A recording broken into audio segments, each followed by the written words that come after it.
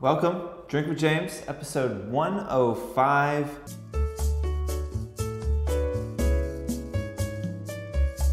We are starting to close down on what has been a very, very busy week. We were in San Francisco very briefly earlier in the week.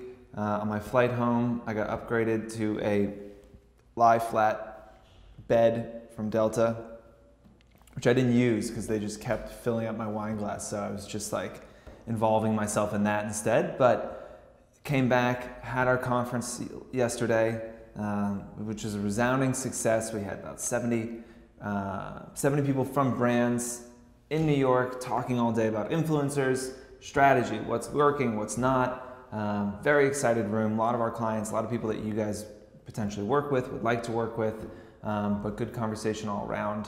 I also want to just address the elephant in the room. I am still using this hideous glass.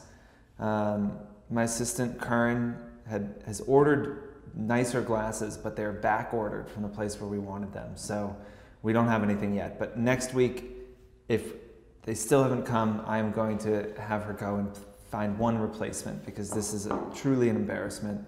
And an eyesore, and I'm sorry to subject you to it, but it's almost over. So favorite part of the brand conference, I think it is, there was a few talks that I really loved. I think it's more seeing the energy of the attendees as they're leaving. I think everyone left feeling inspired to do a better job, to like put the things they had learned to use. Also, it's just cool to be in a room of 70 people, everyone who kind of has the same job. They're doing the similar things. People flew in from London, they flew in from the West Coast, they flew in from down south.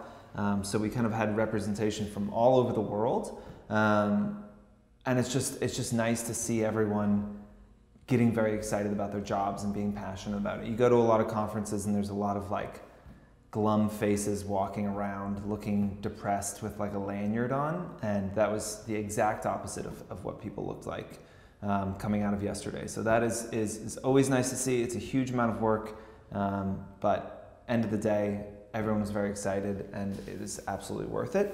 Coming up next is the Influencer Conference. We have absolutely no details yet. It will probably be in October. It will probably be in New York. But we are working all those details out. I can tell you where it won't be. It will not be in LA. Not because I don't like LA. I like LA fine, depending on the day and my mood. We had it in LA because everyone was like, come to LA, do it in LA. And like, we had the conference in LA. We listened to you. And like 3 people from LA came to the conference. It was fucking, I just don't understand it. So we will not ever be doing a conference in LA ever again for the entirety of this company. You can write that on my tombstone. But we are doing a conference and it'll be in October. Stay tuned for details.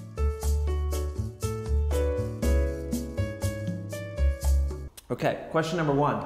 With the proliferation of big accounts with low impressions, if I have a small account with high impressions, how do I highlight this to a brand? So first of all, Instagram business accounts, you go to your insights, you look at what your average reach is, you divide that by your following, you get a percentage. If you're below 20%, that's not great. If you're between 20 and 30, you're in kind of a good, solid kind of average place. If you're above 30%, you're doing pretty well, 30 to 50%. If you're above 50%, you're fucking killing it. So learn those numbers, pay attention to them. Yes, there are a lot of big accounts that are not getting a lot of reach or impressions. If you are, you should definitely bring that up when you're talking to brands. You should say, hey, I know a lot of influencers are getting 15 or 20% reach on their posts. I'm on average getting 30%. So even though I have 50,000 followers, I have the reach of somebody with, then you can say, hey, yeah, I know a lot of influencers are getting 15 to 20%. So actually I'm reaching as many people as the normal influencer with 100K. And I don't think you should necessarily alter your prices yet because of that, but it is a nice way to kind of brag about the reach that you're getting. These are numbers that we're hoping to kind of put more to the forefront over the next few months. But it is something that, again, if you're over 30%, I think you should always be bragging about. You should always be bragging about and drawing attention to the fact that some influencers aren't. I think brands should be asking more, what's your kind of percentage reach? And a good way to get brands to start thinking about that is to bring it up yourself and make sure you start that conversation. It's what we did with follower health and verified authentic followings. We were able to get influencers to start that conversation. That conversation then led to big brands like Procter & Gamble and Unilever saying they won't work with people with fake followers. It led to that big New York Times story. Influencers started that conversation. You guys can start this conversation as well. So just bring it up. If it's good, if you're under 20%, I would try and fix that. You know, I would do what you can to try and get that number up. Because if you're under 10%, you know, again, I think that like you have to have a serious conversation with yourself and figure out like what is happening and try and fix it. Because that is a problem.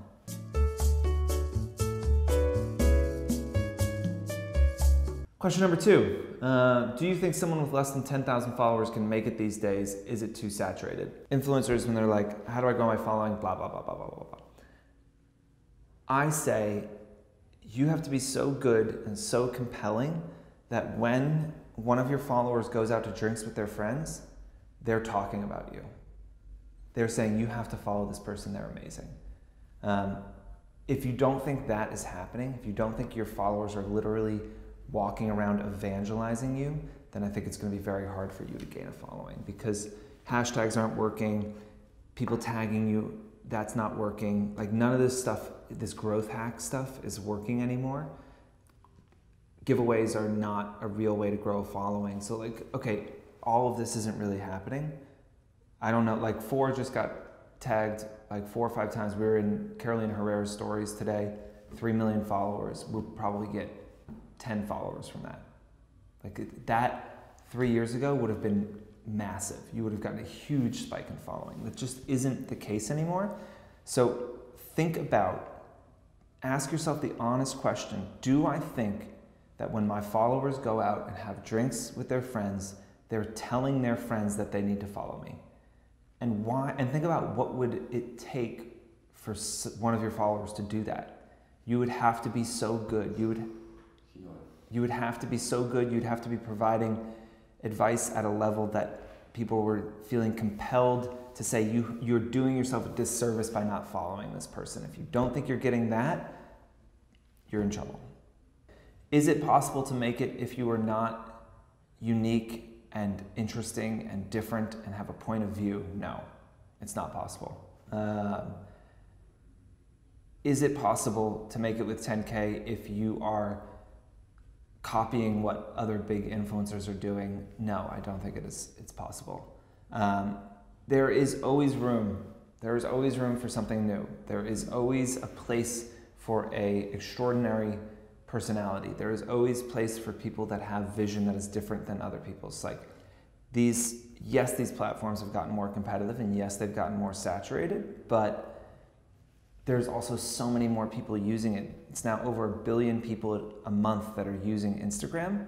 So capturing 100,000 of those people's attention isn't crazy. It can be done. There are new people joining Instagram all the time. There are new people signing back in and using it again all the time. You just have to have a different point of view. Something else that is interesting is that on the whole, we are seeing bigger influencers losing their following month over month. Well, I'd say over 100K, it's like 40% of influencers over 100,000 followers month over month are losing following. That number for micro influencers is 25%. So twice as many influencers over 100K are losing their following than in the micro influencer space. So micro influencers are gaining followers at a faster rate than any other like type of influencer. It is possible, but it goes back to what we've said many times, like you have to be interesting, you have to have a point of view, you have to have a point of differentiation, or why would people follow you? Something to look at as well is that conversion percentage number. So if we're talking about Instagram business data, you can go to your insights page on Fohr if you have that. Or go to your business insights on Instagram. Look at how many new followers you're getting and look at your profile views and divide that and see how many profile views are you getting a day and how many of those profile views are converting to new followers. If it looks like your conversion is low, let's say less than 2%, then tweak some stuff up, change your feed, do some different things, try and get that number up. It's definitely possible, but it's definitely hard. How has that question changed in the past year? Like if I asked this question a year ago. I think a year ago I would have said it's much more possible. I think it's much, much harder now. I think that, influencers have been such a big part of the kind of national conversation in marketing and digital and content and social for the last year and a half that they are only getting more powerful, but people are just kind of getting a little sick of the conversation, and I don't think they're going out there looking actively for new influencers to follow. So you have to be so good that, it's like that Jack Nicholson, is that a Jack Nicholson quote? Be so good that they can't ignore you. I don't know whose quote that is, be so good that they can't ignore you, but like that is the kind of mentality.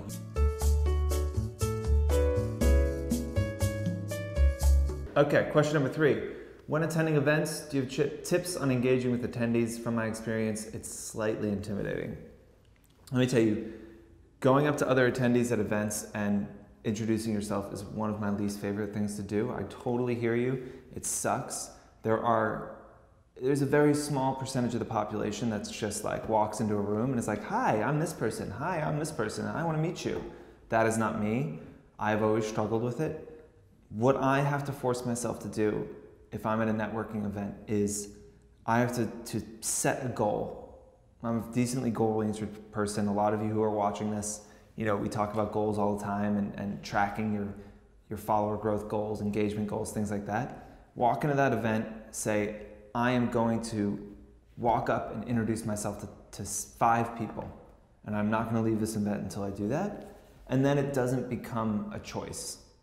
That is something you've said you're going to do, and so now you have 2 options. It's no longer, oh, do I feel awkward, and am I going to go up to this person? It's now, am I going to do what I said I was going to do, or am I not going to, and I'm going to chicken out. I find that simple mental shift helps me to kind of take away some of my anxiety, because I would rather do something I'm uncomfortable with than let myself down and not do something I said I would do.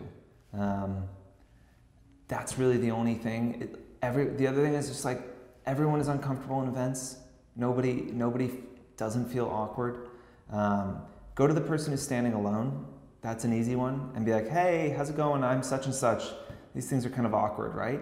You could be honest too. Be like, oh, I always feel awkward doing this, but like, I told myself I'd say hi to 5 people, so I just want to come up and say hi. What do you do?